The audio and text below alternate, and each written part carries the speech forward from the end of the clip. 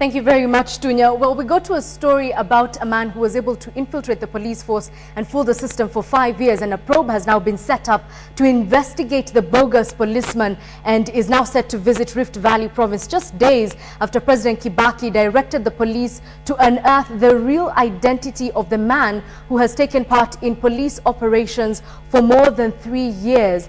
A senior government official from Harambee House has told Newsdesk that the team will pursue, among other things, if the bogus policeman was on an official payroll, if he was allocated a government vehicle and other privileges accorded top security agents in the country.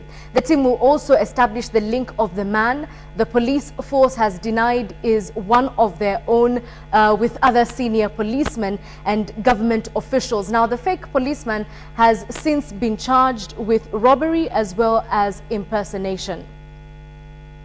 And President Kibaki has ordered this probe into the fake policeman who managed to infiltrate the police force and fool the system for what we're seeing as 3 years.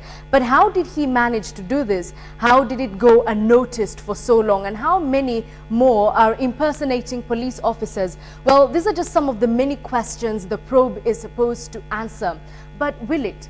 History shows that institutions, or rather history shows that Kenya has a history of instituting probes which are forgotten just as quickly as they are set up. And here's a look at some probes that were set up in the last year which appear to have gone cold. The Kalpana Rawal chopper crash inquiry was sworn in June to find the cause of the ill-fated Kibiku helicopter crash that claimed 6 lives. Among them, former Internal Security Minister George Saitoti and his assistant Orwa Ojode. Now, at the time, the state promised a swift probe, although the team was not given a deadline. The inquiry questioned 80 witnesses and the team is yet to file any findings. Now, the term of the Kalpana Rawal-led team has since been extended. And then there was the Rogo probe team chaired by Jacob Ondari. The death of Rogo, a controversial Muslim cleric, sparked outrage and violence in the coastal region. The team was to find, among other things, who killed the cleric. The findings of the team were inconclusive and observers even argued simplistic. The team said that the cleric leader was killed by 3 unknown assailants of Arab origin who were driving a white Subaru vehicle. The task force was, however, unable to conclude whether the execution was done by the government agents, international interests, or possible factions within the Al-Qaeda and Al-Shabaab militia group. Then there was the Tana probe led by Lady Justice Grace Nzioka, which was set up in early October 2012. The team's mandate was to find lasting solutions to the clashes that plague the region and the root cause of these clashes.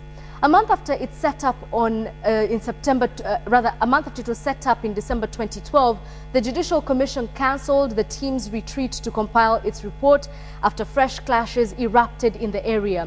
The team then promised to tour the area to conduct further information, after which they are expected to present the report to the president before January 16th of this year. And of course, now we wait to see what this team investigating Joshua Waiganja, that's a fake policeman, will come up with. The team is made up of independent investigators whose findings are to be known in the next 10 days. And while some have already dismissed the team on the first day of their sittings, others wait to see if 2013 will be the year that the bad record of inquiries, probes and task forces takes a turn for the better.